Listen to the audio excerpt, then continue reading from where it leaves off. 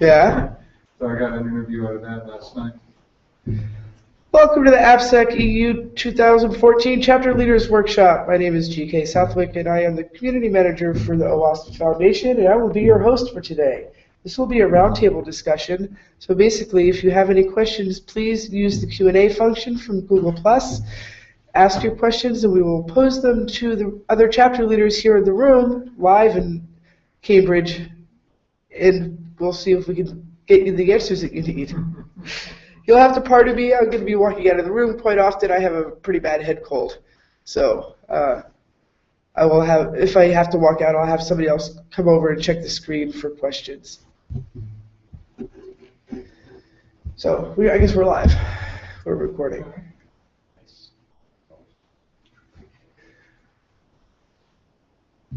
So what other, besides trying to get that off the ground and it not working? Around reimbursement. Okay. Now, I had this event in October. I kind of asked for reimbursement late because one of the sponsors failed to make the payment, so I took it on my credit card for the coffee and biscuits and stuff like that. And I've been kind of lazy and busy, both. So I went back in April for reimbursement, and I was kindly told, well, try to keep it below 3 months, because otherwise we won't make any reimbursements. So they introduced a new rule on the spot, and it would be good to know. So if you organize an event, make sure you look for any reimbursement in 3 months, otherwise. Well, it is clearly stated that if you need reimbursement, you need to ask prior. Okay. So you need to make a request saying, I'm throwing this event and I have so much money and I'm going to need so much money. Do we have the money in the budget? Yeah. And then it wasn't the case we had the money in the budget, so it wasn't any issue with the budget. It was the case that the sponsor said, look, I'm going to contribute you 300 euros and I'll cover the coffee, biscuits and tea for the event. Okay. It turned out the sponsor never made that payment. And I think it was one of those issues. The guys are based in Ireland. They had to sign a contract with the guys in States for the sponsorship. And it was some miscommunication between these two parties, and the guy never made it. Okay. So I was like, fine, I'm going to say my...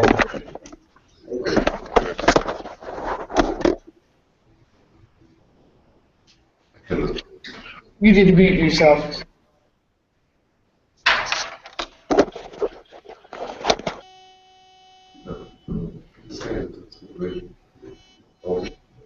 Pretty bad feedback.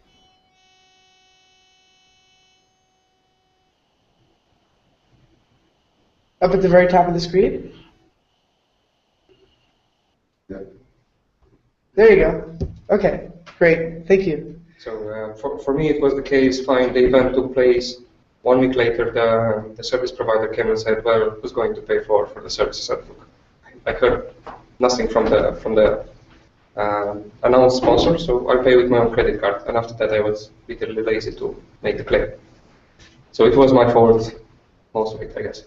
Okay, but you have the money in the chapter funds? Yes. Okay. It wasn't an issue of having no money and asking for something which wasn't announced before. Oh, then there shouldn't be an issue. No, it wasn't an issue. It was just I wasn't aware that it has to be done under 3 months, and they kind of made the rule on the spot saying, well, next time when you do this, look, we announce a new rule. You have to make a reimbursement request in 3 months after. Within 3 months. If you don't do that, we don't consider it. Okay. So these are kind of things you discover when you organize things first time, and you go into these issues with collecting payments and stuff like that. So there are things which you think they're supposed to work because other chapters are doing it, but when you try it, they kind of half work. So right. It's kind of... Okay. Fair enough. Can I just get some quick clarification on the donation process? So if someone donates to our chapter, this must be somewhere that I've read and forgot about it. Does it all go to us, or does it go back to the foundation? If they donate to your chapter, it goes to you. Well, yes. Yeah, if they make a donation to the chapter, that goes to the chapter. That money is allocated where they say where they tell us they want to put their money.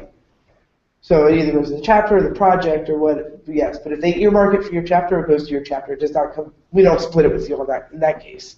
That makes the case of sponsors for smaller events. So it's not an AppSec, it's a smaller type of conference, it's kind of local.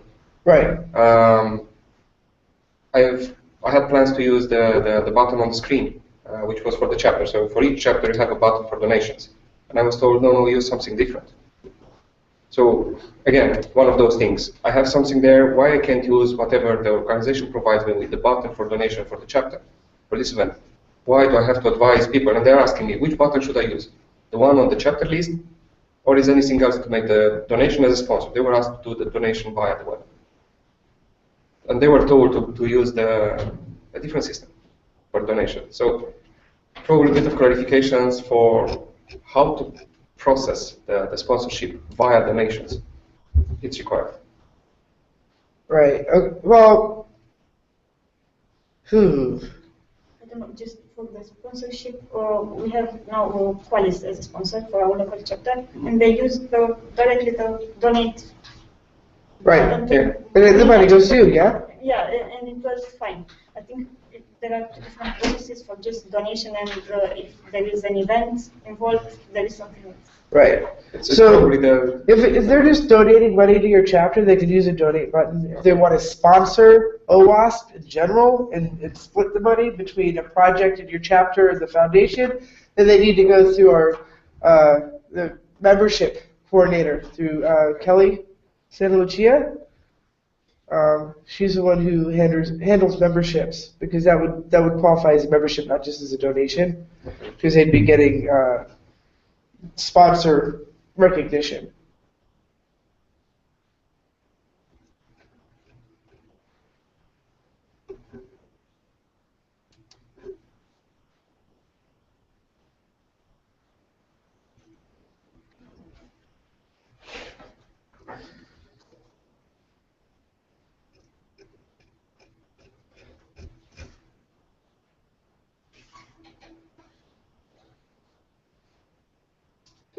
Forgive me if I'm totally putting my foot in this. Bahrain is part of the UAE, yeah? No? So what city? No, I think it was, what city in Bahrain is your chapter? Because I'm not finding you on the list. What city? Yeah. Or is that, or what? The country is smaller than Manchester. Yeah, I know it is. Why aren't you on the list of? I mean, it's just you just find the country name. You won't find the. Well, I'm looking at available chapter funds, and I'm not seeing anything for you for a budget, which is why I'm asking. Yeah. I wouldn't find you under anything else, though, right? It should be under Bahrain, and it's not. Yeah. So currently, I don't have any funding. Oh, you have nothing. No. You have nothing in your budget. Okay.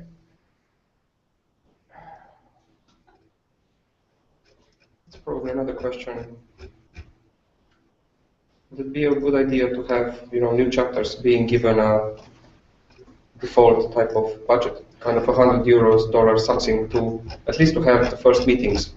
Yes, actually, that's something that we have started doing. Apparently, I'm not exactly sure what the dollar amount on that is, but there should, if you can make a request, I think it's up to 500. I think you can request up to $500 to start your chapter to get. Okay, but you have to make that request. So if you're not aware, it's kind of, you have to read the handbook. Yeah, yes, you need to read the handbook. Yeah. But you signed paper, saying that you read the handbook. Well, this probably is one of the showstoppers in some cases, because people are saying, fine, we create a chapter, and then they realize, well, if you want to organize a small event, if you want to go to some place, and you would have to buy tea and biscuits for the people. You have to put money from your own pocket, and they kind of say, well, I really want to do this long term. Right. So probably until the chapter matures, there is a bit of support required. And then when you start organizing bigger events, you can charge, you bring in sponsors. So probably a year, 2 years later, you have something in the budget.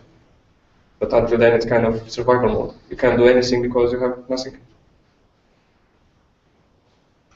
Right. Well, that's the whole point. Is once you start the chapter, you find a sponsor to sponsor the venue and possibly sponsor the food, right? Or both. Or you pay a venue fee, but the sponsor sponsors the food, and you get speakers that will come in, and local speakers that will speak for free until you get the chapter built out, and then you can start inviting speakers in from other areas. This is my current, current situation. That's what I'm not complaining or anything. Just saying. But you have nothing to start with? Yeah, I'm in this space. Okay. Well, have you put in a request for funds? Yes, I did. But I think, well, I'm encouraged to actually look for sponsors before taking funds out of OS before meetings. At least that's what I got from the response, which I totally agree with. Okay. Was it me that responded, or was that before I started? Oh yeah, it's you. It is me? Yeah, I forgot about Okay. That was actually before they told me that I had chapter funds to give to new chapters. So we could fix that. You know, the one example was the reboot of the Romanian chapter, which one is leading. So at that time, she said, fine, we want to organize an event. It would be nice to have some OWASP materials. So it's not like you need money to pay for food or anything like that. It's just, to get a tablecloth and things like this to show that you're part of an organization and Right. have a brand. Yes? Or even some free materials, printed to us, top 10 or something like that. Just a couple of freebies. If you don't have nothing to start with, it's difficult. Even to start to organize an event and bring people and start doing the awareness. So even having 10 books on the table, you don't give it away. Just keep it there and show it to the people. This is the printed thing. If you want it, you can download it. But it does good for the chapter. Right. Because you have something to show. It's not like you go into a room, into a pub and have a chat about OWASP and what do you do, but you have nothing to show. Okay, so for the OWASP top 10, they have it in EPUB form? I'm aware, they're all there. So you can use the outreach funds to have them printed out, or you can get them shipped from the U.S., but then they're going to cost you 4 times as much because we have to ship them from the U.S. Yeah. As far as the tablecloth and stuff like that goes, Martin actually has those here in Europe. So when you need to borrow them for a European event, you can. That's the thing. Martin was traveling with the tablecloth and said, look, I'm coming, I bring the tablecloth, I bring everything. But it's kind of, until you make that connection with other leaders, you realize you're kind of on your own. David, your request, I had it for Turkey and other countries that they were contacting, I thought it was before you, Kelly, Kate, and they say, okay, look at Martin here stuff. I sent it through a company. Yeah. That's really works well through the proxy, except Laura, I think she was not today, but she's not in that. So it worked for Kelly and Kate, of course. But even having this in the... Hello? Yeah, of course. Please. We did. Could I ask that you sit on this side of the room though, because of the directional microphone? That way it'll be part of the conversation. Even having it as a small section in the chapter handbook saying, look, if you are new to this, you want to start, you don't know what to do, you need a bit of support, we are here to help. Having some links there saying, look, what exactly do you need to start the first meeting? You want a tablecloth, you want some printed material, let us know and we'll help you. Sometimes you don't even know who to ask. And you realize, fine, if I go there, I have nothing in the room, kind of friendly chat, but about what we want to achieve, not necessarily what OWASP is. Okay. So it helps to give people an idea about what OWASP does. When you have the printed material, they flip through it, and they are then and there. Don't tell them, go home, download the PDF and have a look at it. Because that's the moment you actually get them as followers and contributors to OWASP, because they see the material, they see it's good for them, and they have an interest. If you tell them, fine, thank you very much for coming, you go home, you download all the materials, and next time you can come back and contribute if you want. You kind of lose probably half of them, because they say, well, I don't know what this is about, No, I understand. I don't have enough time. But as I'm saying is the EPUB, you can print out copies. You bring it to a local printer, or instead of having it shipped from overseas and paying. Because if the OWASP top 10 costs $10, it'll cost $15 if I ship it to you. Okay, yeah. right? But if you get it printed here, it'll only cost you $7 to print, and then you can have it for. I think the Lulu thingy, the Lulu shop. Yeah. In the shop, you pay print price, shipping price for a testing guide, you pay 8 something euros. Mm-hmm. It's a good price. I used it before. Sorry? I used it before, so it's a good price. So, as far as what was I going to say? I just lost my train of thought. Definitely, I could use something like this, you know. Rewriting the chapter handbook. This is exactly what I'm talking about. I need the chapter leader's input. What do you need to see in the handbook? What is not in there that you need?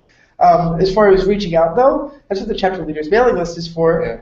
I mean, you're automatically signed up for that list when you made a chapter leader, so there's no reason why you can't drop an email to the list saying, hey, how have you guys done this in the past? Yeah. Yeah.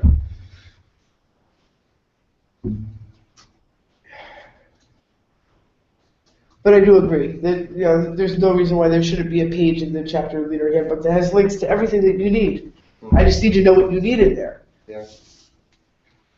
Honestly, you need to know if we read the chapter handbook. Yeah, Yeah. exactly. Okay, I mean, anybody can check that box saying they read it. I did. I'm sure they did. Bits and pieces. Anytime somebody wants to open a new chapter, I send them a page of all the links, and then I need, here's one of the chapter leader handbook, here's one of this, here's how to start a chapter, here's, there's like 5 links, and each link gives you a page that has like 20 links on it, 20 pages deep. I said, please read through all of this before you decide you want to start a chapter. It's not as easy as just saying, oh, I'm going to be a chapter leader. The thing is, after reading all that material, they say, well, all the joy is gone. It's too much trouble. Oh, it's work. Actually, this is not the joy, this is the hard work. Yeah. Yeah. And you should allocate your time, really, if you want to become real chapter leader locally. You should allocate, I think, 1 to 2 hours each week just for a chapter. I think that's kind of. That's minimal. You probably want to do more of that. And another thing, I have a lot of people who apply to be a chapter leader by themselves. They don't have a committee to work with. They don't have 2 or 3 friends that want to help them run this chapter. That's a lot of work for one person. It's too much work for one person. Well, you've been running a chapter for so long at this point, Martin, that it's like second nature for you. But for somebody new, starting out a chapter, they really should, having a couple other volunteers that will help you run every meeting. Building a network is key. Yes. So you do maybe else yourself, but I don't know what you have. My major problem is finding speakers. Yes, exactly. And I was still thinking that maybe we should exchange maybe speakers where with the close countries. Yeah. Yes, especially in Europe, when we have cheap flights and stuff like that. We had something called More Force on the Move. I don't know. Yes. I don't recall the new name. Sorry. Community funding. Community funding. It's not the same Community thing. funding initiative. It's not the same thing. Community funding is not the same as Force on the Move. Yeah. Because the community funding funds community. Also Move was located to move speakers from A to B. Yes, but I think that the OAS with the Move project is that. Yeah, they just totally renamed it to community funding. I think that's not right because community funding means fund can be used for whatever. I need our Netherlands barbecue party. I need funding. That's something different. This was also the move was created just and for the only reason to have speakers move from one chapter to another chapter. Yeah. I just say that community funding is very abstract, so it can be everything for the community. Whereby also move funds, the funds has been allocated for this only purpose to exchange speakers to other countries. And then I know that there has been made a request by a Scottish chapter to get a speaker who's excellent German. And then I think it's very wrong of the community of the staff requesting the sponsoring by the German chapter, who the guy is German, but it's not in the German hours community. It's not known. It's not in the hours German. Then the staff, and they say hours Germany should sponsor it. I think we have the funds being allocated for traveling, and it's never the money is never used completely. And then they say, oh, the other chapters should pay it. That's really wrong. Yes, my opinion. And the process of funding should be straightforward and simply to use. Because when it comes to money, I have constant problem with, my budget, where is my money, where are money from our sponsors, local chapter supporters and stuff like that. For example, we have 4 companies which are supporting our Polish chapter. Right. And constantly, each year, I have a big problem with invoicing. That, I have to go through all the procedures which are not clear, and each year is something different. And it took me usually 1 to 3 months to get the invoice from OWASP. And nobody's tracking the payments. That's another thing that, I am sending, or you are sending as a OWASP invoice to the chapter supporter, and he's supposed to pay the invoice, yes? And nobody is tracking if the payment, actually is coming in, yes, and allocated to my budget. That's the problem. Great. Well, Allison has actually, I don't know how long she's been with OWASP. Well, so Yes, I know.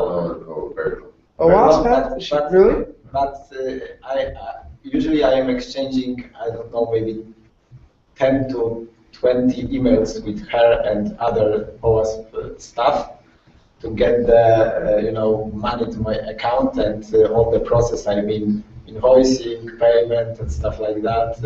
European VAT invoice, and Right. blah blah blah blah blah. It should be simple to use for me as a chapter leader, because I don't have time for such a thing. Yes, you're right. And it should be very simple for OWASP supporters too. They should register themselves through the OWASP portal or something like that, and they should have invoiced automatically. Yes? Right. No, It's simple to use as a piece of code. That's not a problem. Using the tools that OWASP already has. Probably. I don't know why it doesn't work the way it should. Yeah. Might be I related have to the fact written that an everything email is to centralized. you, I think half a year ago, with this, problem that it should be simplified. Yes. I'm not arguing that. Next thing is that when I, bring the supporter to the chapter, the new supporter, next year I want them to pay Again, again. right. Yeah. And then what if it was a And hassle? it should be, next thing that should be done automatically, that OWASP should, send them an official letter or something. Send them a like that. renewal. Yeah. Thank you very much. Could we ask you to, Right. renew? Yeah. Because local funding is quite important thing to running the chapter, to get the people around and to organize the events and stuff like that. And I know you worked hard to get those sponsors, because Yes, exactly. convincing people to give you money is never easy. Yes, and when there is a 3 months process to process the payment, sorry. But you see, you have an option eventually. One thing I use with the company I'm working for, they regularly sponsor the local meetings. Yes. So I get free books paid by them. I have all the invoicing. I buy books from Amazon, but they are paying it for it, and I never put it as, into any records. As beside the presentation saying these things have been given, this is a record of the things we give away for free, but they were paid by the company. So I don't actually register with OWASP because it's too much trouble. It seems to me that it's too much trouble. Yes, exactly. So I prefer to work directly with the sponsor, saying, guys, you buy these books, I order it for you, I work for you. You pay me back for the things I'm paying with my own credit card, and then I'm giving it away at the local meetings. Right. And I don't put it through the whole OWASP system because it seems to be a bit of pain. Yeah, I wouldn't either. But again, these things are going unnoticed, right? So there is no official record of these guys sponsoring the events other than having all the bills, which I never put it with OWASP. Because they're paying it directly. Yeah. Yeah. But again, do we want to have this covered as well by us? Because that will give probably a bit of an insight into how much of these local events are relying on their own relationships with various sponsors, literally bypassing the OWASP Foundation. So OWASP never sees these sponsors. Right.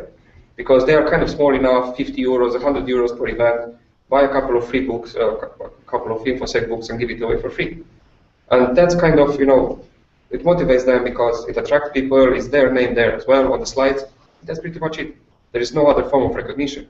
But again, if they exceed 500 euros, something like that per year, they become an official chapter sponsor. I have the bills to prove they exceeded that amount per year. Yes. If I really want to go through the pain of registering them and putting all the bills and all that through us, probably not from what I'm hearing. Because again, every chapter leader is not doing this because has nothing else to do. We are pretty much working full time, and it's literally becoming a pain. Okay. So the more bureaucratic and more difficult the system becomes to use, it kind of puts us off saying, look, what's the point? I understand.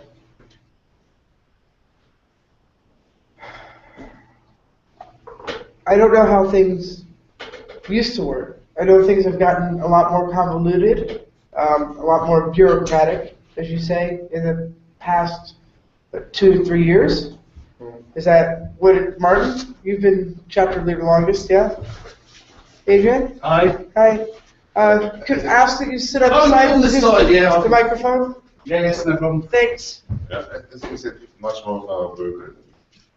Things like before that, I do a lot of we have a lot of security conference in the Netherlands, and I come there with OWASP to promote OWASP. So we had OWASP rockets, it's the best thing we have actually, and stuff like that.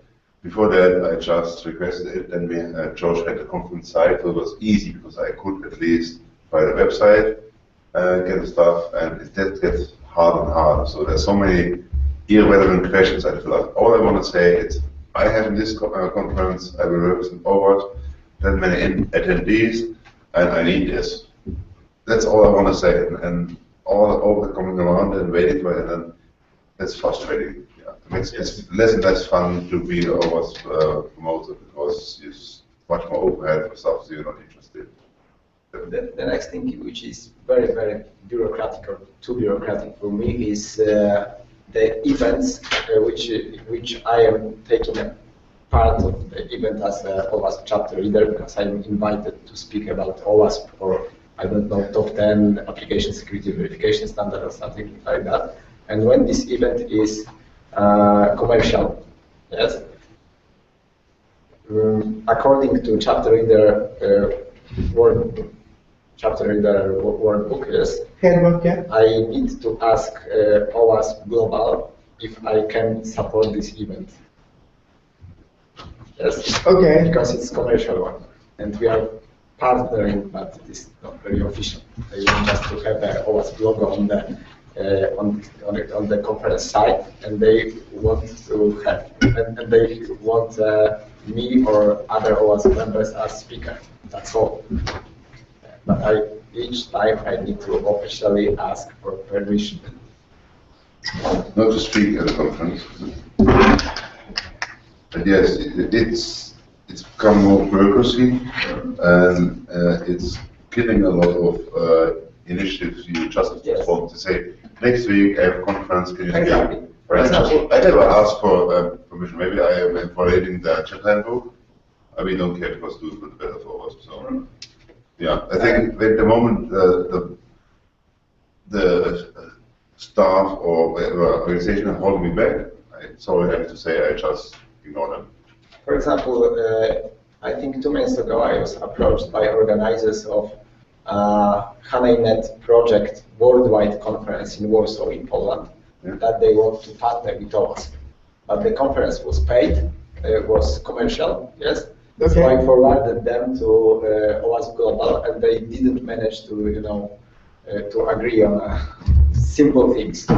Yeah, I think someone came back saying you shouldn't pay really attention to these guys, that they don't seem to be serious or something like that, yeah. As far as I remember. But opportunity for OWASP to get involved with other. Exactly. There is an audience there which already subscribes. It's 100, 200, 300 people. And that's really, that's the thing that really works in terms of promoting OWASP and tools and standards. For example, this year I was a speaker at a major Polish IT security conference, and I was talking about a new version of application security verification standard, and I was surprised that a lot of people on the conference knows very well what is the standard, and they are using this standard actively and stuff like that. Yeah. Where is it? I guess again we discovered a way of bypassing these rules, because in that case you go and you represent yourself. You are a security researcher and we are going to talk about OWASP. Officially you don't represent OWASP. Yeah, you could.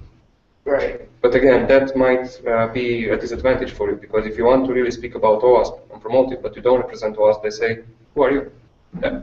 If you're not an established security researcher, you might not have a reputation built yet. Kind of, yeah, you're coming from nowhere. You want to talk about OWASP. In what quality? In what position? They might be willing to take that, but if they don't see the support from OWASP officially, they say, well, fine, you might be a chapter leader, but you don't have the support to do this. Which is, again, it's kind of firing back on us. So how could we streamline that, though? If in order for them to take you seriously as a OWASP associate, they want the foundation to say, yes, we'll back them. But in order for you to get that, it means you have to submit to say, hey, I've been asked to speak. Yeah. So how do we... No micromanagement. I think for me it's coming down that the staff, of course, is a responsibility, but it's very much the American style micromanagement. Like, I want to see what you want to do, then I approve it, then you can do it. We are all professionals. We all need to prepare for it. No, I will argue that. You're not all professionals. I have problems with some chapters with doing things that are so out of the ordinary, it's not even funny. So we do have to micromanage to an extent to make sure that the OWASP name isn't being sullied. But if you see the percentage, it's 98% being professional and doing the best. 2% maybe behaving. You are punishing and hurting 98% for the possibility of 2%. On risk management, it's like, those who are proven or even did, there's no trust even when you did it for years to do it right. Now you're getting more and more micromanagement, more. I understand that there has been problems with trust from my other role, I don't know what. But it's always, every company, you have the chances, and there's much more people doing the right thing to benefit others, and less people who are doing bad things.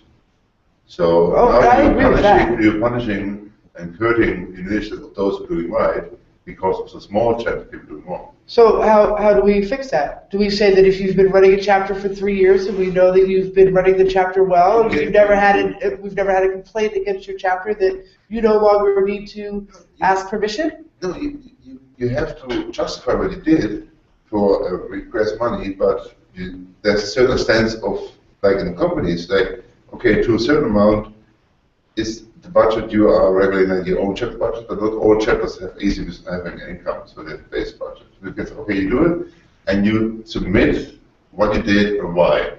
Then you can review it. If there's something in this thing, hey, it's okay, ask them, I don't understand, why is it done, and then you will see. And then if there's a case about abuse of brand, there's another channel we have to solve this. But you are killing the initiative and the drive of those who want to do good. Because when you want to do the good, you have to go all of the paperwork things you do. It's like, I want to go there and promote others. And I have to do all the days next to my day job, because everybody has a day job. Like, you know what? I'm not doing this because I can't handle this. So promote and help those who are willing to do it. It's much better than hurting them. So it's a small change of the brand damage. Because brand damage we have ever since we existed. And they're really small. And that happened in Canada once, it happens everywhere once. And it will happen if you're justified or not. That's not a problem for money. Nobody's abusing money really because they have to justify the money they spend. Maybe then afterwards they have to justify, maybe that's then €1,000 spent, but you have gained so much more by enabling people. Money elsewhere. That's my point of view.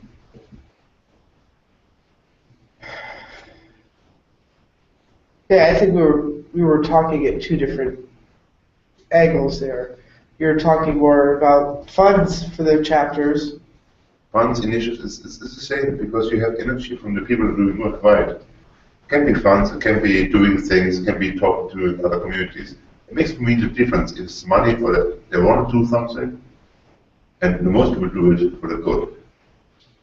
And we are killing this because of the overhead, because you need the official approval of why not giving trust to those who are giving time free in OWASP?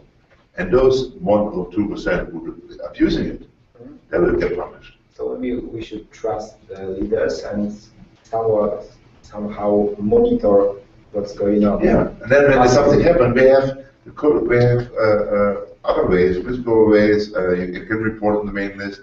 Hey, he's not doing right, and then we can investigate and say what he did, why he doing it. Maybe it was not willingly damaging or abusing. Sometimes maybe it has, and then we can go to justified mitigations or I call it justified actions. But we are now killing the motivation of those who do good. That cannot be the right thing. No, it's not. So the 1%, 2% who are doing wrong, we can clarify and investigate afterwards. Do not kill the trust and give people, like, we are all adults. We all have a day job. And if they even signed for the chapter handbook. So, and then they're not sticking to it, you can tell them, hey, you are said you would do the best over. We think you haven't. Could you please justify? If they can't justify, then we can investigate, handle it afterwards. That's much more mature, much more healthy community than like putting everything down, micromanagement, like, oh, you're going over there, why are you doing this and that? You have to have this before. Because most things I get a week before. They say, hey, another speaker is cancelled. Can you speak in England and whatever? Yes, I go there whenever I can. And if I have to ask first, we don't check. But again, we end up bypassing these things. So sometimes. Yes. Sorry, Jonathan, you had your hand up. I was wondering what was actually the problem, because we are already free, like you seems to us. So are we proposing to have a new model and change the existing model? Because the existing model is like actually we are pronouncing right now. We are saying that we are actually stating that the model that we have right now is what we want. Because in my case, what Martin actually said was exactly how it works in Montreal. I'm not asking OWASP Global ready for anything except if I need some swag and money and stuff, because in Montreal we don't have yet the budget for it. But we don't ask them in order to make an initiative. Let's say that I will talk about OWASP in another organization. I don't have to ask anyone because, well, I'm the chapter leaders and I'm the one who say, well, we can do that kind of stuff. And actually anybody can talk and will talk about OWASP, even if they are not leaders, because it's like open documentation and stuff. And many of the speakers talk that I see, they just reference OWASP. In my case, it was a full presentation on OWASP and also the top 10. But this doesn't need any approval from anyone, because I would be giving the same talk if I weren't a chapter leader, you know. It's just because I know OWASP, and that's it. That's like the prerequisite of doing a talk. And this is not OWASP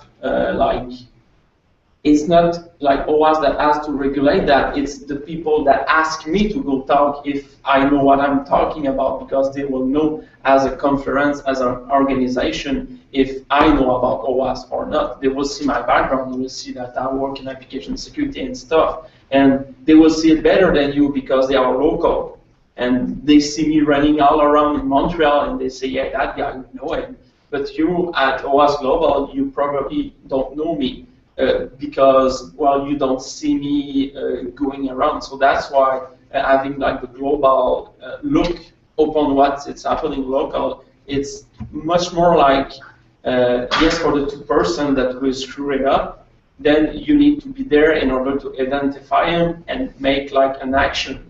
Because in OWASP, we can raise a flag, but nobody has real power to do an action. Because in my case, I saw other chapters that were abusing OWASP in kind of the way they were using the name and all that stuff, but no chapters meeting for 5 years. But I don't have the authority to do so, and I do think that this is the kind of stuff that OWASP Global might have. And so it's not really to have people that will ask them for stuff, but it's an oversee on who is doing the wrong thing. And this, you gotta have metrics, and the only metrics you have is the complaints and the number of meeting and what is actually going on and advertised as asked in the chapter's handbook. And unfortunately, even the metrics of following the chapter meetings is almost impossible now because so many people aren't using the wiki. Yeah. They don't actually update the wiki with their information. They might put a link to a meetup, or they might put a link to Ning, right, or some other system that they're using, or their Facebook page. Yeah. And then you go to their Facebook page and they haven't updated that in 3 years. But they still say they're having meetings every other month. You have to prove it. You can say that. But how do they prove that? How I asked their list and nobody responds. How do I prove it? It's easy. You shut down any chapter that doesn't fill out the chapter form in the new website, in the new Salesforce system. We will have like a team, like a database, let's say, of all the chapters, right? Right. The chapter leaders. Then you just put a form and say this is the link that points to the meetup or the Eventbrite or the Facebook, and then for each chapter you have it and you review it. And if you don't have it, well, I'm sorry, but your chapter is like jeopardized, and we will harass you until you put the links, and that's it. Could you use a metric? Well, it's just a link that you copy paste, and that's it. You probably have to publish the agenda. You can publish a link and go into your Facebook saying, yeah, I had a meeting and we discussed this and that, but if you have no agenda being discussed, how relevant is that for us? Normally I go to the weekend and put, this is the event, it's clear dates, clear time, this is the agenda, these are the presentation coming out of that. Otherwise no one can reuse that information. Exactly. The scope is to contribute that. How about measuring the number of people that have actually been to your event? Presumably we all use some form of mechanism for both advertising and for recording which delegates have signed up. Well, we tend to use SurveyMonkey. We might move for Eventbrite, I don't know at some point, but we, both from a university point of view, but who's on site for health and safety purposes, but also it's good for if we have a sponsor sponsoring sponsoring catering or something like that kind of thing. It's useful for us to know. So that's another form of evidence. So we have this number of attendees, this event, or for another. But that's another attribute you can use for is the local chapter active. Providing this to delegates. But the reality is, you go there and you hand up a piece of paper and everyone signs up. They sign for the event, right? But you don't know who exactly comes on the day. No, but the reality is, you've got some measure at least. Yes. I'm not saying it's not going to be perfect. You collect the email addresses from these guys, and then you subscribe them automatically on the mailing list. So if you have members in the mailing list, that kind of shows where if the member list grows kind of there, kind of it's an active project. If there are no members and nothing happens, you've got a metric. That's the important. So probably we could use the mailing list for that. Yeah, exactly. Because if you have no archive on the mailing list since the last 2 years, it's maybe there is maybe something wrong with the chapter because it's like the main outlet that we have, and this is another metric that you can use. But at the end, you have to consider that every local chapter they have their way of doing it, and they drop the wiki just because it was no use for them. It's like in New York, let's say they take Meetup and they do like the biggest meeting, but they don't follow the OWASP rules on that because the rules actually states that you must put the thing that you do on the wiki, but they don't do it because they don't need it, and they have 300 people that comes to their meeting because it's on Meetup, so it doesn't serve any purpose. And that's what I was saying. The only thing that globally you need is the link really to the thing they are using, because this will vary in the country or even in the cities that you are. Like in Montreal, it's much more Eventbrite. It's a little bit of Meetup, and in some other cities, it's just Meetup, you know.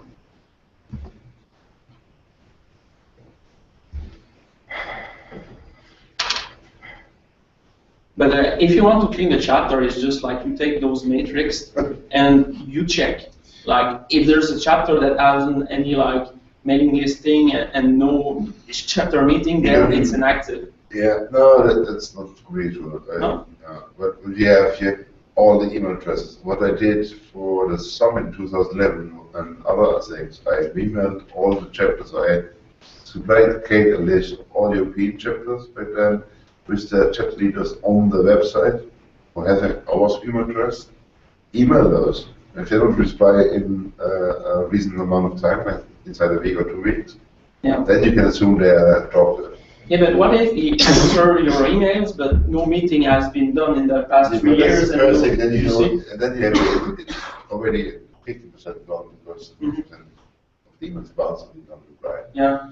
And then it will be the next thing. Okay, I think actually it's also quite huge, and you shouldn't treat Europe completely different, but Europe itself should be self-maintaining. So I would actually vote to have like it's not the right place, but okay, get what it is. It's not an idea. I'm sure, but I guess I also do. But what defines the we have to define what is the OWASP meeting. Yeah. Then let them prove that they did it. Yeah. Don't go after it. Like, okay, you had the OWASP meeting. When was the last one? Like, I go to Wiki. I can say, oh, the OWASP wiki from the Netherlands is all gone. If they say you don't use the wiki, why not? What do you use? Show me. Yeah, but this I don't like for many political reasons. Yeah, when they say, oh, we have one there and there, and you don't trust it, they have a list of attendees. Yeah, but I assume that I want advice for, like, let's say an OWASP staff that goes head to head with a leader. That I don't want to see that ever again. I want to have a system that is neutral, and it's like a box that you put your stuff, and if the leader wants to fight, it is actually fighting against a software and not a person, because we did suffer a lot from that kind of stuff when we have a staff and a leader that's fighting, you know? They're not fighting, they're talking. Well, okay. Yeah, they're talking, and talking on a global scale, when you are overworked, will probably lead to some kind of stuff that we don't want to, and we did suffer from that. And so that's why I like the Salesforce system, because it's a neutral thing, and if we make a decision on, let's say, having a link with the meetup and all that kind of stuff, or with that we can see the metric of the email and stuff, this is not like a direct contact, because on the global organization, they actually have already too much email to answer. And so what you are actually saying right now is that we will actually tell them really to spam everyone and get much more email and try to follow that, and this is having work. And right now we won't have the staff until like maybe 6 months to do so. Yeah, but I don't like the Salesforce system. So yeah, okay. Yeah. Well, it's any system that will work, but have you seen what they did with it? Like the new system and how it's working? Because I haven't, but I spoke with Kate a lot about it at last chapter sessions, and it was the answer for the staff, you know. I looked at it for some stuff about the next year's conference, and it's not working for me. For call papers for the speakers. Okay, yeah. That's what I looked at, and it's not working for me. Okay, and so it's just the call of paper side of it, because this is not much more like the chapter management. So it's something else, right? That's my impression of Salesforce, but I counted it in the Boston. Maybe we should put more leader that works and that always groups, always hangouts, always groups, always this or that. It's like I get fed up because I always like try this. Oh no, we can just try this. Oh, try this one is also new. Like, what do you want me to do? After it was Wiki, I have to always link into the Netherlands, and it's like, you want me to do those 3 as well? Yeah. Like, but what if we tell you, I'm sorry you don't like Salesforce, but that's the only thing you have to use? Because this will probably be it, because right now we are saying to people, I'm sorry, but the wiki is the only tool you have to use. No, and we see that the chapters don't do that, they just go on to Meetup and all that kind of stuff. And so you can't really force people that because they will just go away. No? Even if you do it in a different way, just make sure you have a bit of visibility. Have the proof. Have the agenda published somewhere. It doesn't matter. It's your Facebook page, but have the link to that agenda. Exactly. Yeah. And a requirement for OWASP events is get those presentations, because some other people will be interested. Yes. If you just have a verbal conversation about OWASP, everything is presented, but no material is actually logged there and stored by OWASP. How can you reuse that? How do we even know what chapter is discussed and if it's that relevant to you or not? Yeah. I'm publishing all the material. Everyone is free to use, reuse, and abuse that material in good context. But the thing is like the bigger chapters, they don't care as much with the like global kind of stuff, because there are enough people. They have enough thing on their plates. Like in New York, they have a CFP, and they refuse speakers, and we're like, what? In Montreal, we have to run all over the place to find someone to talk, you know. But on their side, they are like busy with other stuff. So it's really like the bigger chapters doesn't have the same problem as the smaller one, you know. Interesting. We might actually have a pool of rejected CFPs from one place and made them available for other chapters. Yeah. They might want to engage. Well, yeah, but geographically, if it's rejected from Europe, if you're in Europe, it's like, if you talk about the hangout, it doesn't matter where you are. Yeah.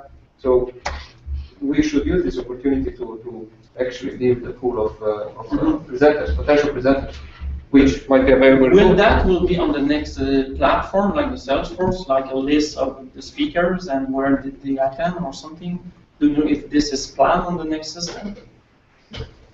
I don't, actually. That's a good question. It's certainly something we could use it for. But as Martin was saying, I think one of the biggest problems we have is getting everybody over to one platform. Yeah. I mean, if we can't even get everybody to agree on to use the wiki, which I understand it's a pain in the neck.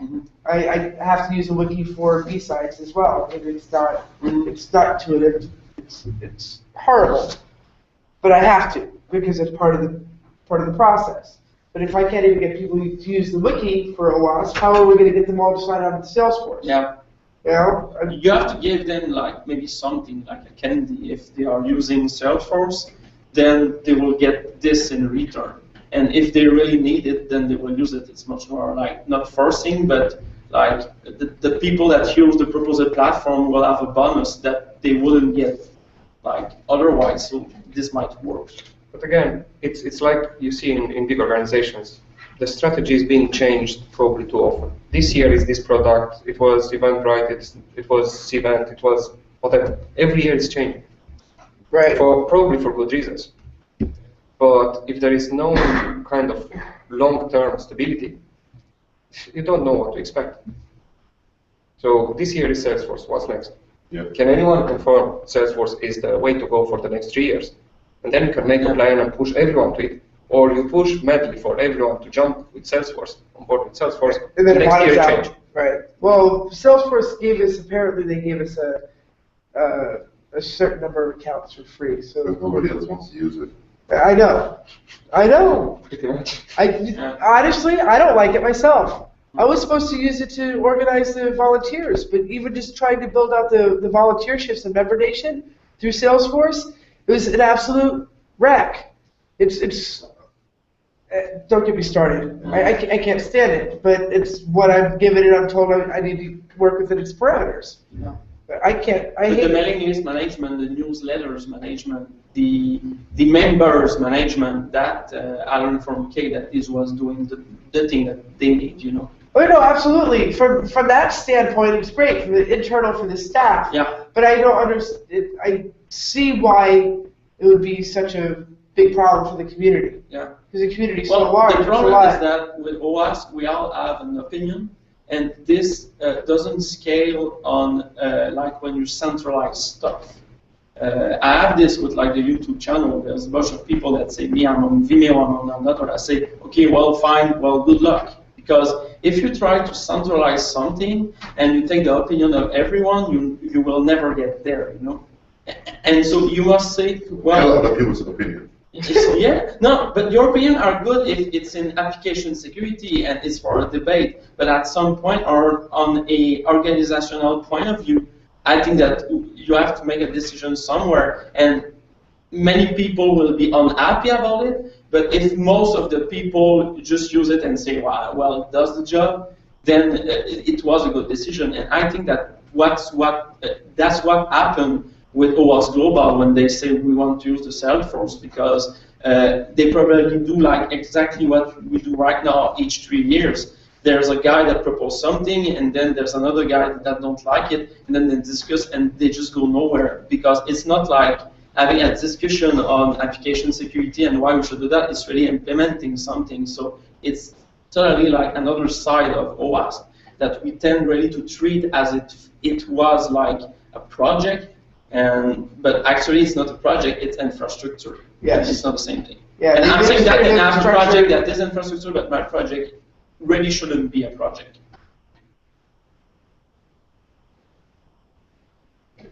Yeah, the administrative side of things really needs to be across, it needs to be smooth. Mm-hmm. We need to not be changing it every couple of years because it is confusing for everybody. Yeah. Then what? Well, the wiki is there for a long time, I think, right? Right. Do we need to refresh the wiki? Are people getting frustrated because it's too nasty to create pages and to maintain them, or should we make it easier to create the resources? Well, it's still a wiki, so we have templates. What can you do more? Well, it's kind of probably old. It's 2, 3 years, 4 years old. Is there anything better than that, or do we have to make a refresh of the technology we use? Oh, Still use no, wiki, I mean, with a wiki, something a bit it's more. we can use Jira and all that stuff with Confluence, but it will still be a wiki. We'll still have the same limitation.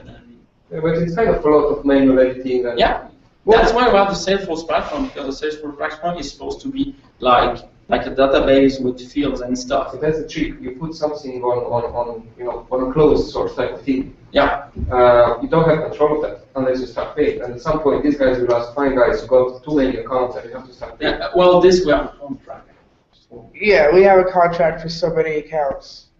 And The thing will increase if the usage of we're paying for it. It's not all free. They gave us so many accounts, we've already exceeded that.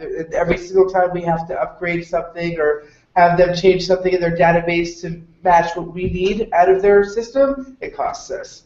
We have to pay their programmers to fix things and change things, and because it's not open source. Is it even possible to teach Wiki the way it is today and is controlled by OWASP and to move everything on Salesforce for managing all this chapter activity and everything? How much would it cost us, pretty much, to do that, to replace Wiki entirely? I don't know. I have no idea. And But I know we're trying to switch off of the wiki that we're using over to MediaWiki, though. Yeah. Which is a little bit more intuitive, and it has a cleaner interface. Yeah. But it's taking some time to get everything migrated, is the issue. Wait, I thought this was. Oh. This one is MediaWiki. It's just a version that okay. been up to date. And I don't remember if it went live, but I do remember it did some tests not so long ago, like in the past year.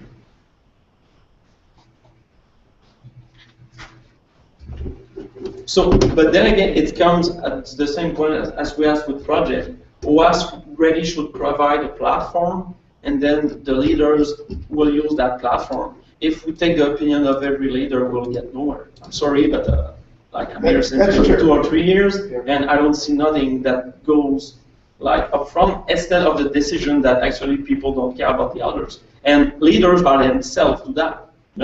They like if they have to cross by the rules in order to achieve, like let's say doing a meeting and having constant meeting, they will do so, and they're probably right about it because the goal of OWASP is to make application security visible. So as long as you are doing something that works, you are not in the wrong. There's a contradiction in that.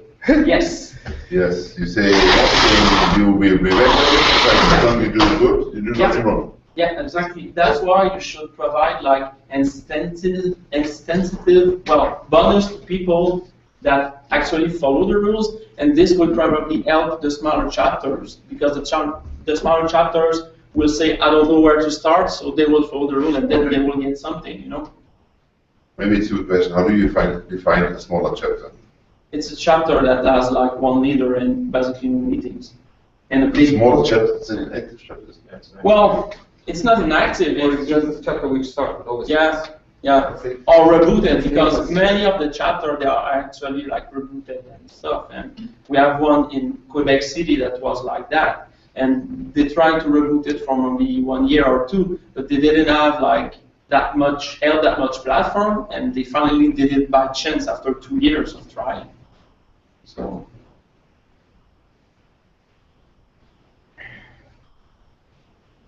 I think ours is open, and we are multiple organizations. We have started something different, but the initiative of volunteers is based on what you can do. And I am more like enabling than ruling. Mm-hmm. So instead of saying you have to do this, you have to do that. No, it's a platform. It's not like rules. It's like a framework, Yeah, but what you said, you have to tell the leaders You have to use this. This is a platform that's ruling.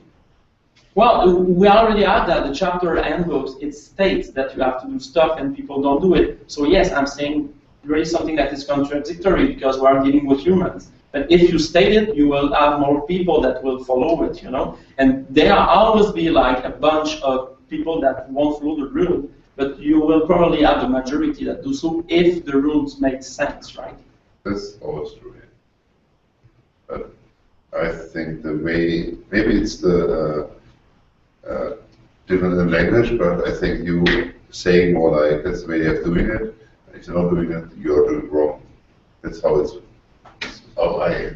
Well, it's from the requirements of what we need with OWASP Global. Yes, because the chapter handbook says that you are doing it wrong if you don't put the Google Calendar event and the event in the wiki. It states that you must do that.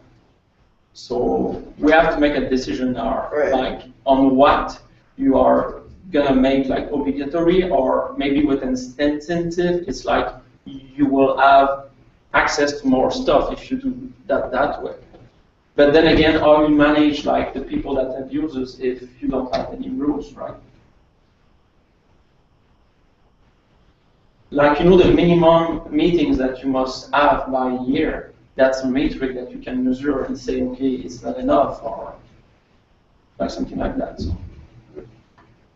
I believe the chapter handbook says 2 meetings a year. That's Yes, only once every 6 months. I mean, that's minimum, right? That's nothing. Try to do French speakers, then you see how much nothing. Well, why do you have to have speakers?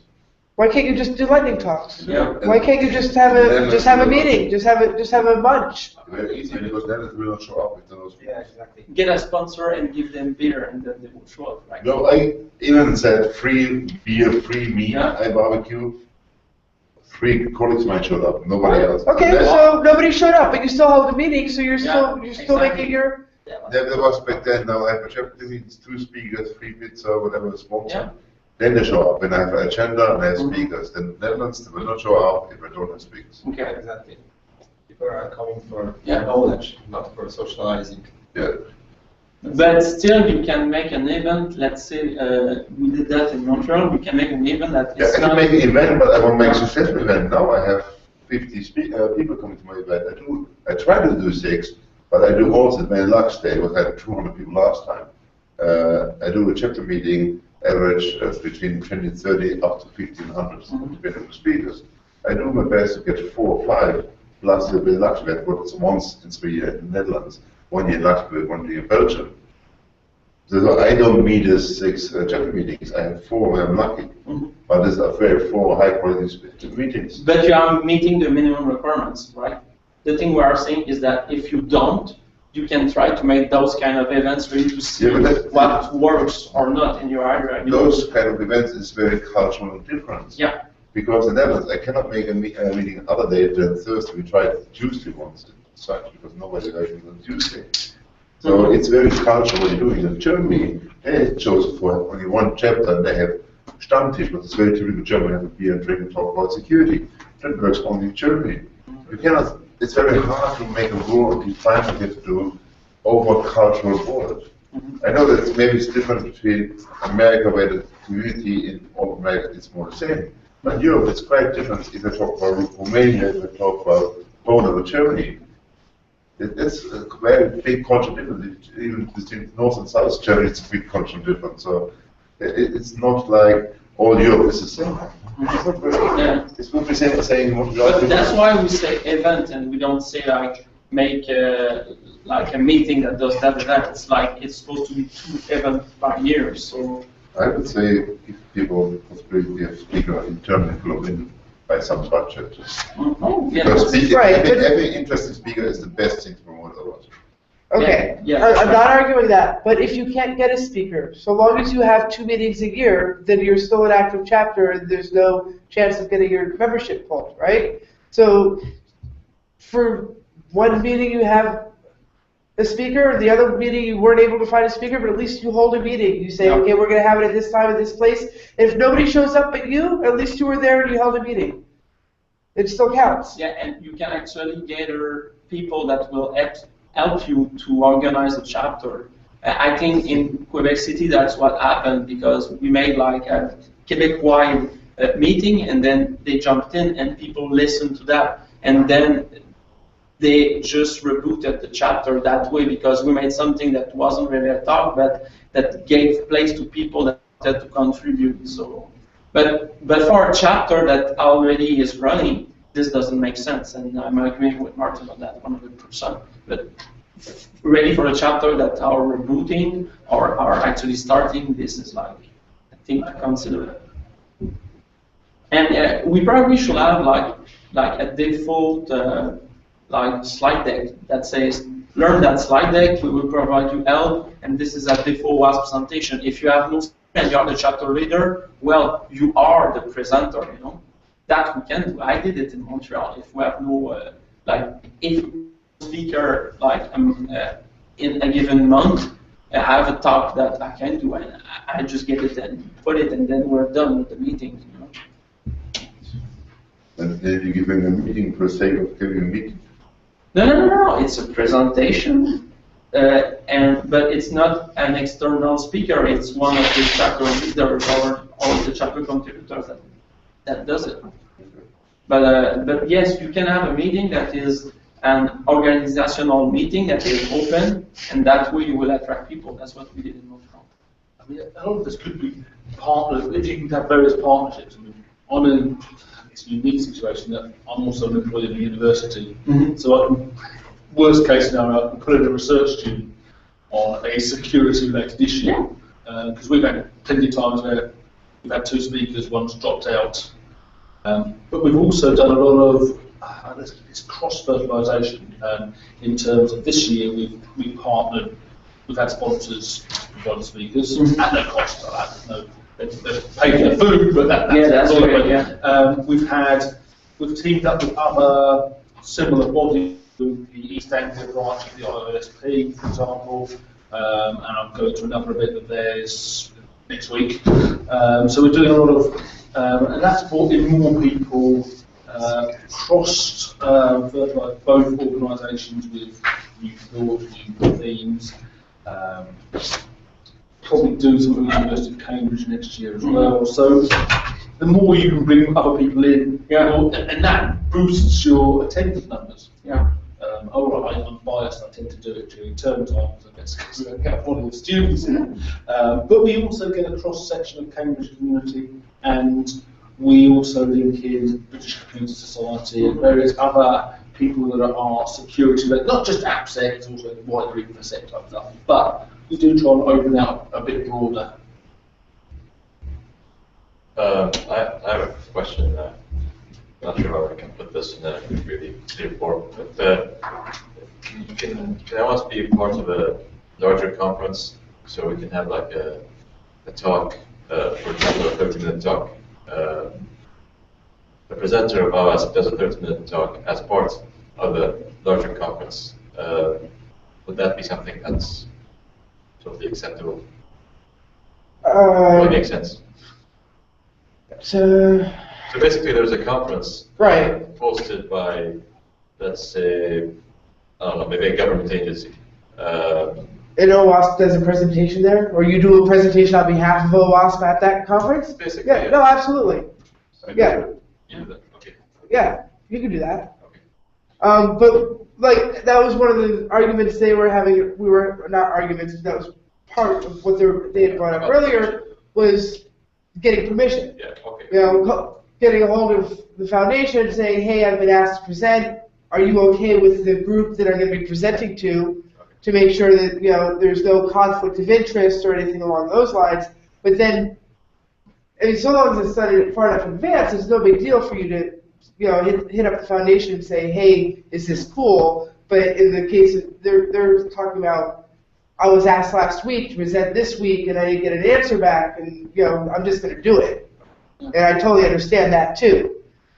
Yeah, it's really if you have a contract or like not money involved, but there's really a clear contract or something very like official, then you must ask OWASP Global, because if it's really like dealing with sponsorship or they are using, let's say, the OWASP brand, they want to use the OWASP brand like proeminent in In the literature. front page or their stuff, then you might ask. But if the OWASP logo is at the bottom or something, and you are good with it, then you can do. Here in Montreal, we blocked a guy that was like really taking out the logo of the organization, and he was pushing like a vendor, you know, in order to do something. And I just said, I can't be there, and no, you can't use a logo if I'm not there really to talk. So you have to be protective on that. But other than that, you as a speaker is free as anyone else, you know.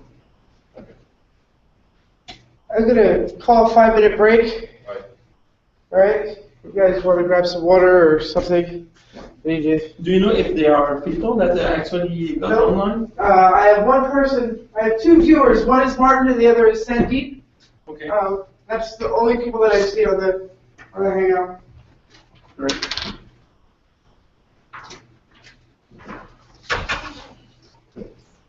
Yeah, Martin, maybe we should talk about that. Like people giving opinions, like and whatnot. I spoke about with Dinesh.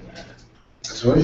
Like maybe we should talk directly about like people that are giving opinions and the way it's actually affect on a centralized scale, because it's fine when it's an open discussion, but if everything in your life is an open discussion, you will probably not get far, and the people that does go far is the people that ignores the other. And me, I'm not ignoring people, but I'm saying that at some point I just do stuff and don't ask for like. That's what I said, I do. Yeah. I do. But I do all leadership for quite some years now, and do it once myself. But what I get fed of is when I got much of bureaucracy holding me back. That's what I said. They are like, no, we have abusers. Yes, but maybe there's so few cases of abuse. Yeah. We've seen all the good things going on. So you punch everybody who's doing good, But and the chance of going bad. you are talking about the thing that we must ask OWASP Global on everything we do, and that I will agree that it's way too much. Yeah. But it's when we have a contract and then there is like money involved, then I will agree. You know? Yes, but you have to sell us some money. We should enable people to say, okay, you're a professional, you maybe want to use $500. Hey, what the heck? As long as afterwards you can justify, hey, I used $500 for this reason. Oh yeah. And then and I have not to sign for every $20 for, oh, I want to have 10 rockets, can I have it, please? Please? Yeah, I get tired. Yeah, but Somebody say again? What? I say who? This is supposed to be going until 12:50 No. for lunch, so You thought, well, you said I didn't trade. yeah. I want to have a fresh air break. Oh, can I go with you? No? I've had a cigarette. Hey, where are you staying here? I'll stay. Can I trust you? Yeah. Where are you from? What's your name? Wait. Let's get a guy more, please. Actually, I spoke to a guy once. He, before East Europe went open, he had friends in Romania. He has been there 4 times. Every time he has a full body check. He said, why didn't you go back after the first time? I wouldn't do that. Maybe he likes body checks. Sorry? Maybe he likes body checks. Yeah. Oh, I got wrong images now. Yeah. Maybe you don't know, right? What do you know? Yeah, I'm not sorry. I'm gonna find somebody. I'll one off with.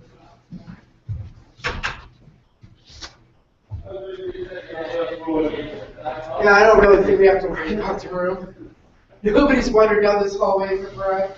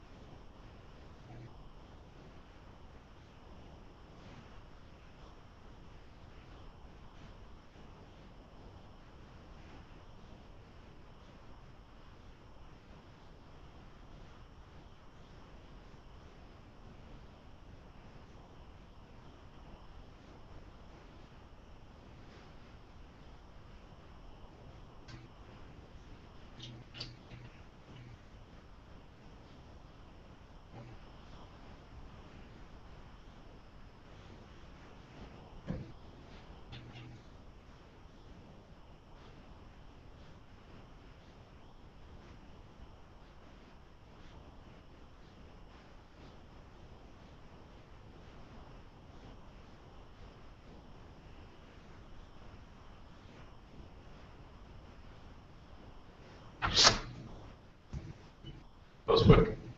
Yeah, how quick's over. Been running events too long. You never actually get time to go have a cigarette. You just gotta kind of suck it down. Yeah. Good. I guess the Q&A is not working. Either that or nobody's asked anything. Is there anybody else? Yeah. Sandeep is on from the Delhi chapter. Oh.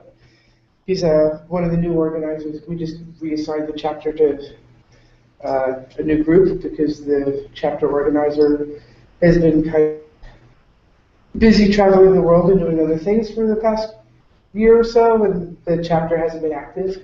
Like they do an event, but that's not. It's not really an event. Yeah, well, it is an event, and it's a good event. They do a really good event in India, but it's not what OWASP is about, right? Doing one paid event is not what they're supposed to be doing. They're supposed to be doing meetings at least once every 6 months. So the new team that's taken over is going to be doing that.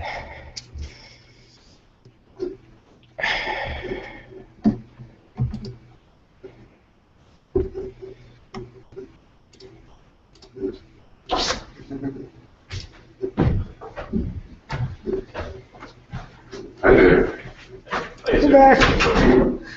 Sorry? I used your computer for a bit. Oh, okay. That's okay. I sent it to you. And your fingerprint is the same as mine. Yeah, of course. And I know your password and everything. I don't have a password. How do you know that? Can you please tell me? What is it? Wait, you have a password? I have one. I still remember. I'm really bad with names and faces. I'm really good with old passwords. So when I had friends, when I set up the wiki, I call them like 3 years later, do you know what wiki password? I remember. I don't know how they call, how they look, but I'm not easy with their passwords. That's weird. Sometimes I don't know my password, but I actually type it. I know how to type it. But if you ask me what is my password, I can't answer. It's like, get me a keyboard, I'll type it, and then... Oh, yeah. My brother lives in Germany, and I never used German keyboards. They're really odd. I only use... sorry? It's the Roman alphabet, right? No, they have not QWERTY, they have QWERTs. So the I is set this other way, and the signs and the always dots and stuff there. So when years when not everybody had a laptop, I used the Wi-Fi. So I just changed the keyboard settings. But one time I forgot to reset it and set it back to German. So I left. It wasn't covered. But I called like, "What do you do to the computer? The keys are all mixed up." Oh shit! And because they're not in IT, they're plumbing and stuff like that. So then I had to tell them driving how to reset the keyboard. They thought it would be a virus. No. Sorry, I'm guilty. A few years ago, there was no standard for Arabic keyboards. So one company would do certain structure for the keyboard, and then another company would do another structure. And every time you get confused, it's like you learn all the positions of the keyboard, and then you go to the other computer, they're different. Like, okay, That's frustrating. this is wasting my time.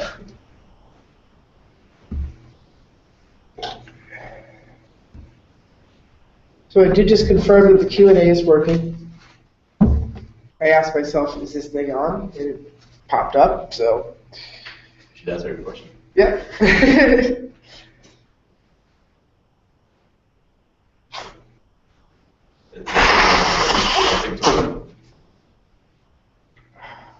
Anybody going to the river hunting? Hunting tomorrow? Yeah. No, I'll already be up in Manchester. I'm going to Manchester. Huh? I'm going to Manchester When? tomorrow. Oh, for B-sides? No. No.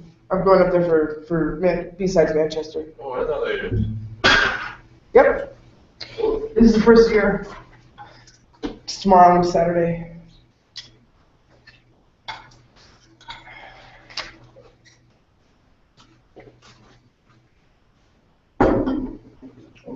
Taking the train. Yeah, I was looking at that. Looks like I have to take the train back down to London and then up to Manchester. Yes, that's what it is. Which really isn't that, what's the word? Efficient.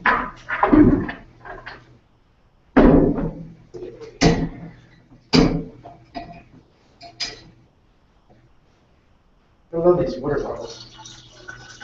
Should do this in the US. Instead of bottled water.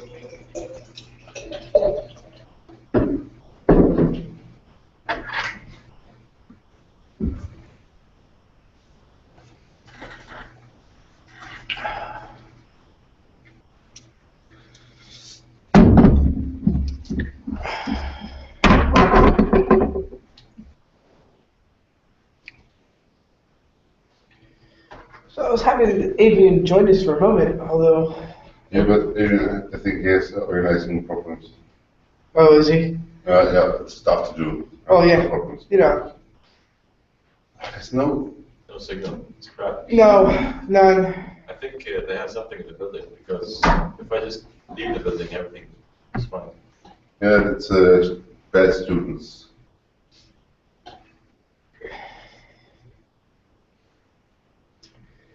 I can get signal on the ground floor, but not here.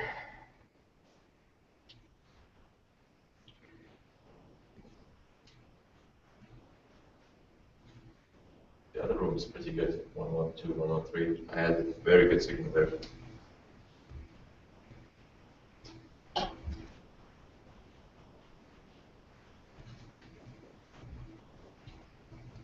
For some reason, they block Jabber here from the wireless. Yeah, and it's Weird.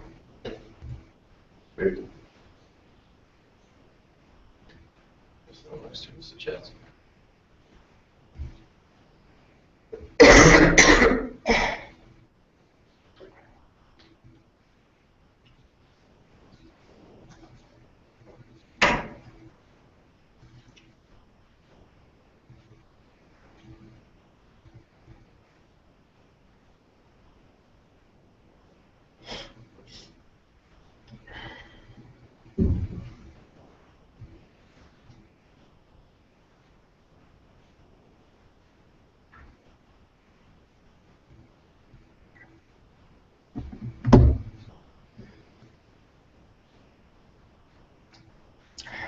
Kate was going to join us. I think something must have come up on her end. Yeah, she's not online. She didn't come to the conference, right? No, she didn't come.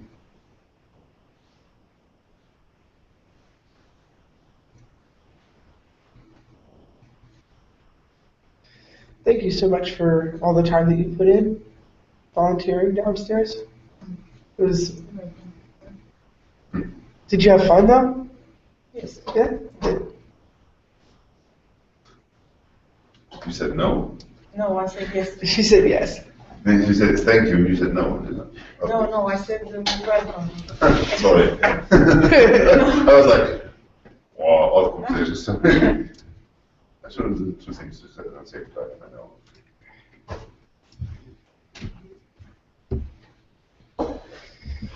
I think that's one of the things that we're discussing is for, I don't know if you're going to do this for AppSec EU next year, Martin, but apparently what they did in the US, which worked really well, is because the chapter leaders get in for free, they had to donate at least 4 hours to volunteer to help with the conference. They have the same here, but leaders are for free.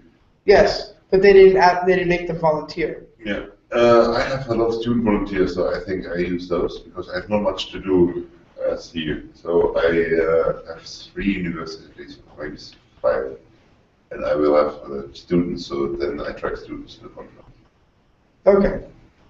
I only need them for very few for the rooms. So there's the 2 students minding the rooms, minding the speakers. I have 1 room where people can break out if they have to do some work. So the volunteers will be mainly in the registration, backpacking, stuff like that. And I want to have students there, so they be involved. Yeah, I think this all worked out. I mean, I built out the shifts and none of them got filled. the jobs all got done anyway. So, The volunteer shifts that I had built out for this conference, yeah. most of them never got filled, And, but everything still got covered. yeah. It's always. Right? It is.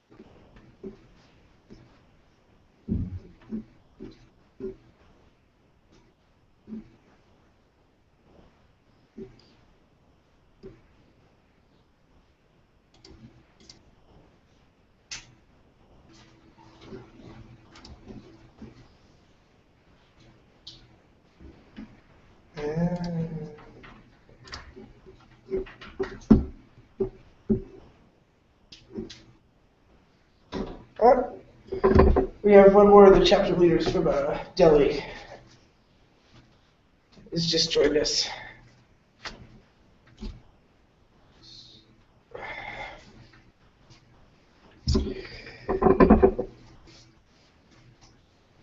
So I suppose we're back. We've only got about 20 minutes left in this session before we break for lunch anyway. Anything else you guys want to discuss? We had an initiative that experienced chapter leaders would mentor less experienced chapter leaders. Somehow, unfortunately, it's never went through. That was a great idea by Saber. But I don't know why this didn't happen. Who's spearheading that initiative? Saber proposed it. Was denn the design? You right? Yeah, no, I know Seba. Sorry? I know Seba from BrewCon. Yeah. Yeah. Same guy. So that was really a great idea, but I don't know why it didn't. It never took off. Yeah. Who from the foundation side was supposed to be helping with that? Ah. Okay. I also thought it would be a good idea. But I know that even Europe has the legal entity, what's for the Fed was easier for invoicing. And I know that our staff sometimes forgets to mention this to conferences that are organized. So we have European conferences, and they go via the American payment, what's really paid about for European chapters.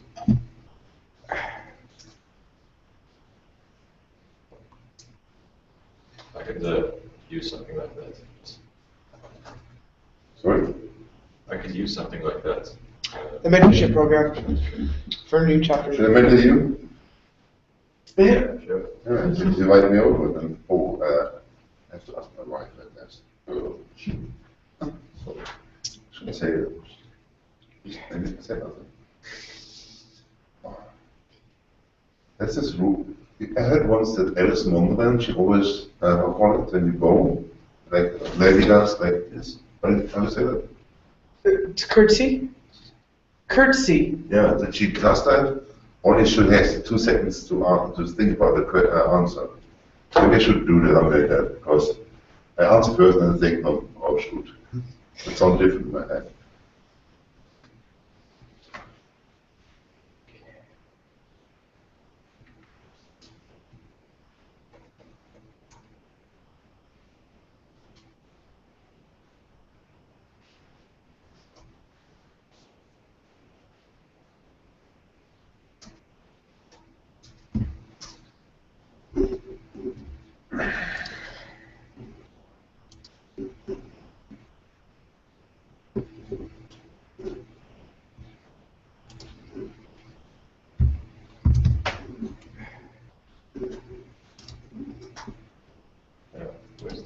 calendar for the meetings and events? At the bottom of the OWASP main page. Here. These are the types of questions that I was expecting they could help you. So when you started your chapter, you were given access to the Google Calendar there. The bottom of that page. Please sign up. Yeah.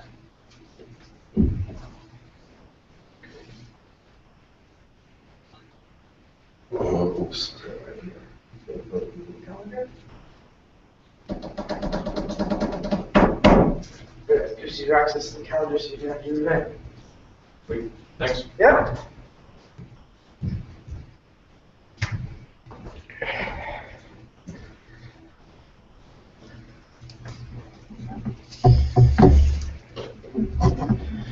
Oh, we lost Leandra. Sorry? Leandra was with us for a moment Yeah. and just left because we're not doing anything, and I get that. Hey, Sandeep, I think we're probably going to be finished here. None of the other chapter leaders that are in the room have any questions, unless you do, in which case please enter them either in the chat window or in the Q&A window off the Google Plus page so I can answer them for you, or I can pose them to the other chapter leaders and they can provide you an answer with what they know, what they've experienced. Otherwise, I think we're going to wrap this up early. Yeah. Yeah, okay. Yeah. The three of you don't seem so enthused. Yeah, Sorry, I have to prepare my promoter awards thing. I'll ask one question. Oh, sure. Do you guys have any feedback on OWASP in general and in our region? So basically, in the Middle East, what's your impression about the activities of OWASP, if there is any? I think OWASP in the Middle East is relatively new. Yeah, I don't think we've had any chapters there that are more than 2 years old. Okay. I don't really know what kind of attendance the meetings over there get. I do know that we just had. Hold on 1 second. I'll pull it up. So I want to make sure I get this right. Oops. No, that's right. One of the reasons I'm asking is before coming here, I actually emailed a bunch of them of like the OWASP leaders in nearby. Maybe only 2 responded. The others didn't even respond to my email. Really? Yeah, I'm not complaining about them or anything. No. It's okay. That was kind of the vibe I got was they're not really that active. Maybe but you guys might have a different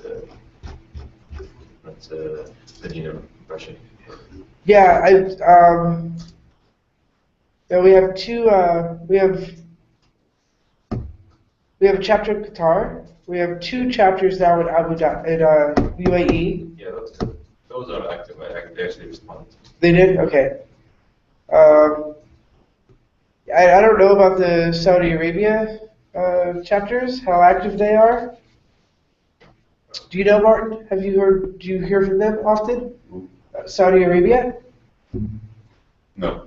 No, that's too far. I had from Northern Africa and Egypt.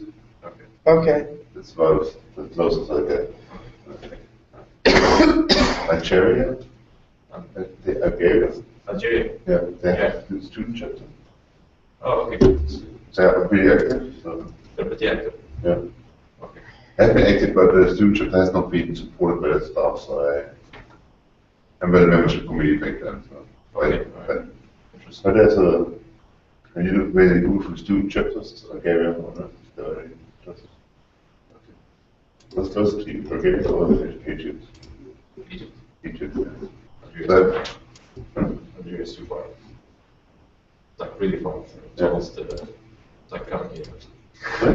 It's like coming. It's like Yeah, come on, it's like maybe well, further than London, or maybe the same distance. Yeah. Go back there. Yeah, better to locate where you come from, Algeria, to be honest. Oh, where I come from? It's easy for me to locate on the map than Algeria. Oh, really? Yeah. I don't know why.